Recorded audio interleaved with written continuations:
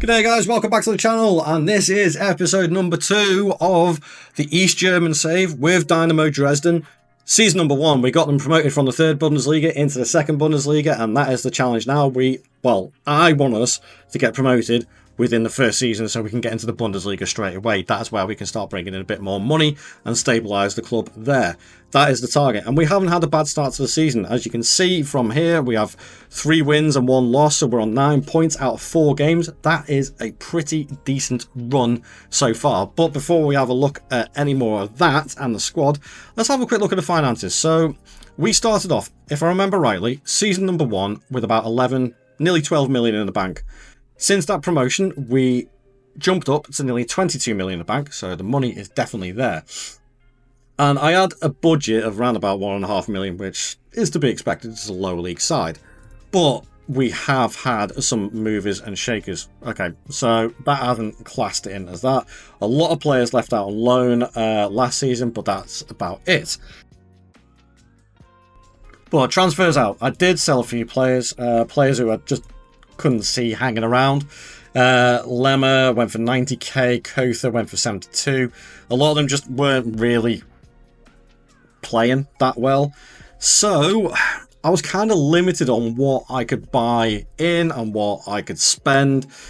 Obviously, players that whether they wanted to come to the club or not, obviously being lower down, the reputation isn't as good as well, but I did manage to bring in a few players. So starting with a couple of free transfers, Marvin Schultz has come in at the age of 30. He's got a little bit more experience. He's unlikely to improve, but he's a good Bundesliga 2 player. Great aggression, great teamwork. Not so on the leadership or the physical side of things, but he's a very solid ball-winning midfielder, or could play as a no-nonsense centre-back if needed.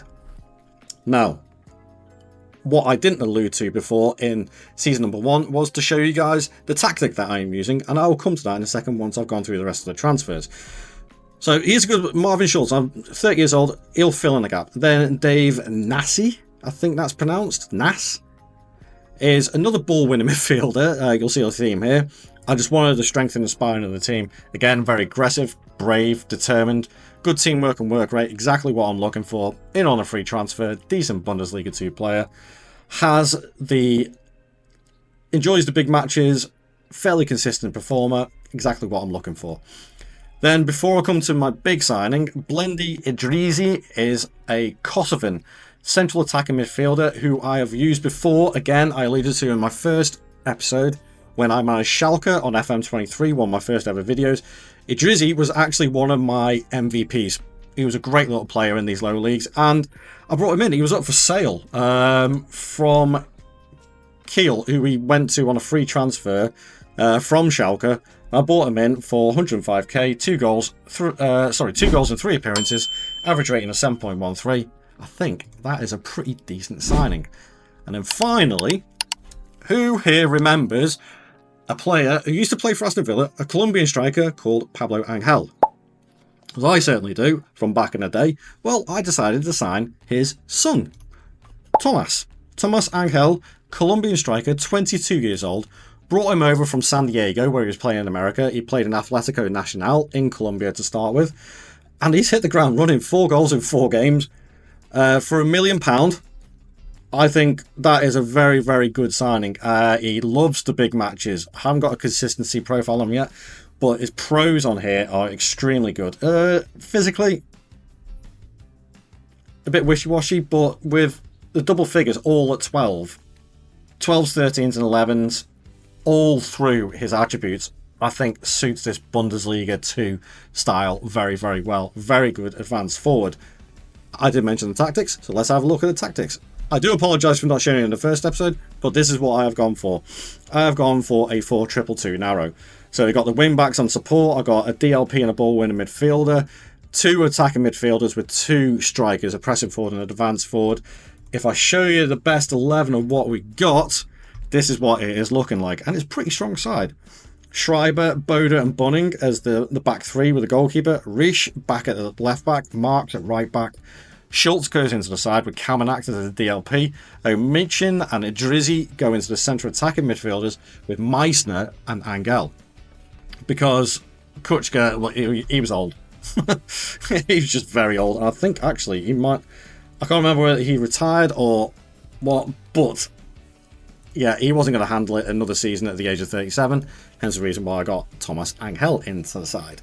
So there we have it, folks. We have started actually really, really well. And I'm very, very hopeful. I'm hopeful of the fact that if we stay around this third spot and get a playoff spot, we may do all right. But ideally, I want us to get into the top two. Get into the top two, get that automatic promotion, get that sorted out. Job done. Fingers crossed, let's go and have a look and see what happens. As the season started off in entertaining fashion, we actually managed a lovely 4-3 away win to start the season off at Kiel.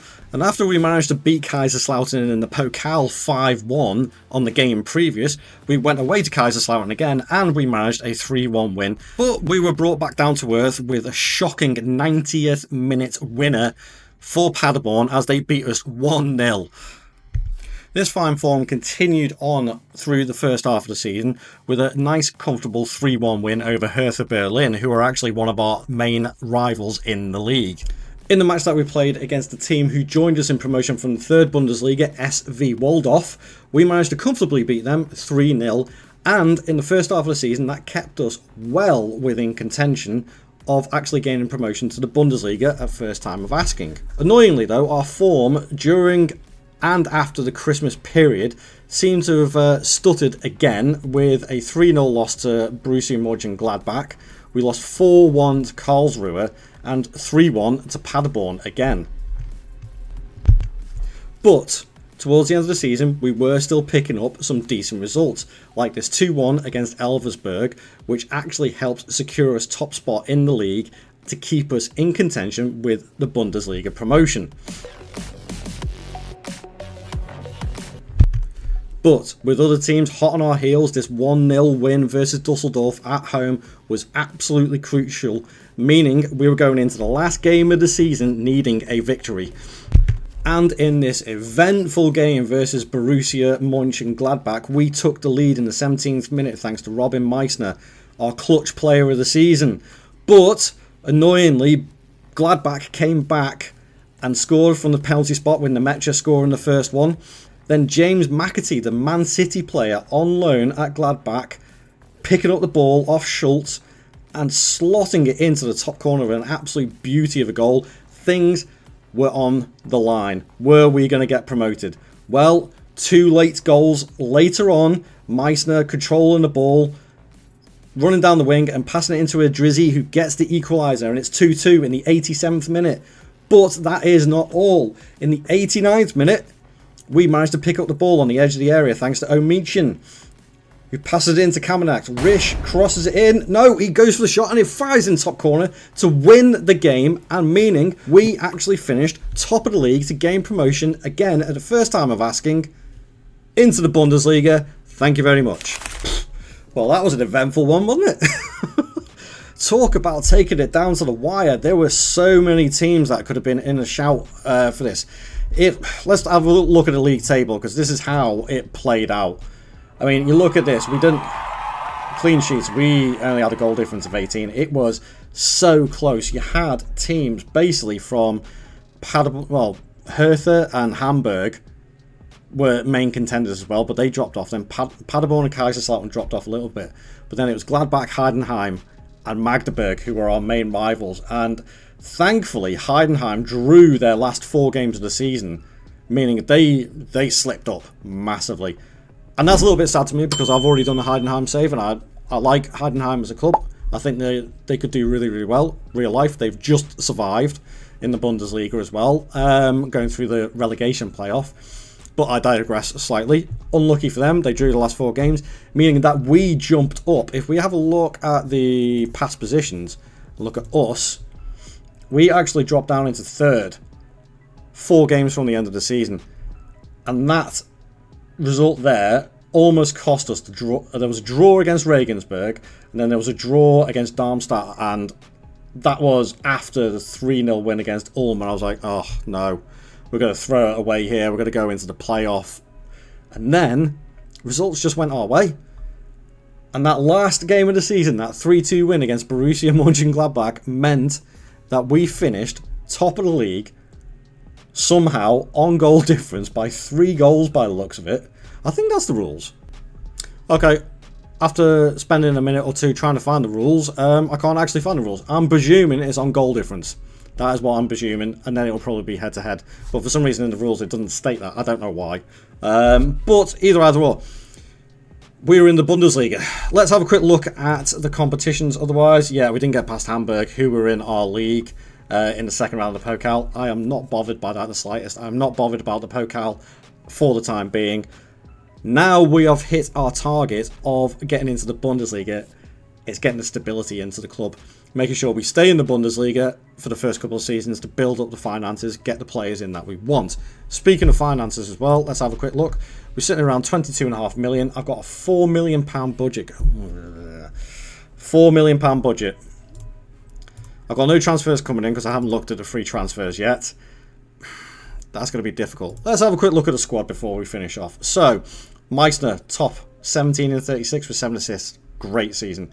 14 and 7 from Thomas Angel in 31 games. 21 goal contributions in 31 games. Quite chuffed with that. That's good. 9 and 9 from Idrizi. 6 and 7 from Omichin. Let's have a look and see if he's developed anymore. He has a little bit. The main thing... Right, he's developed these cons and I'm a little bit concerned now. Last season I was thinking, this guy could develop into something really, really good. But he absolutely dreads playing in big matches and he's a fairly inconsistent performer. That's not a good sign. That is not a good sign in the slightest. Who else? Let's see. So, Houtman, Kamenek, Hadriski. Not bad, actually. He's picked up a couple of goals. He's one of our youth players. He's come through, but I can't see him sticking around. Overall, great team performances. We almost did throw it away, admittedly, but we have done it. We have gained promotion into the Bundesliga. 2 seasons on the bounce, back-to-back promotions. 3rd season, stability in the Bundesliga. That's what I'm targeting. And there we have it, folks. That is the end of the episode. Thank you very much for watching. Don't forget to leave a like on it, subscribe, comment down below. I want some more interaction. The more likes, more interaction I get on this, the better the videos get released to people. The algorithm loves it. Please help us out. I very much appreciate it. Thank you very much for watching. I'll see you later. Ta-ra.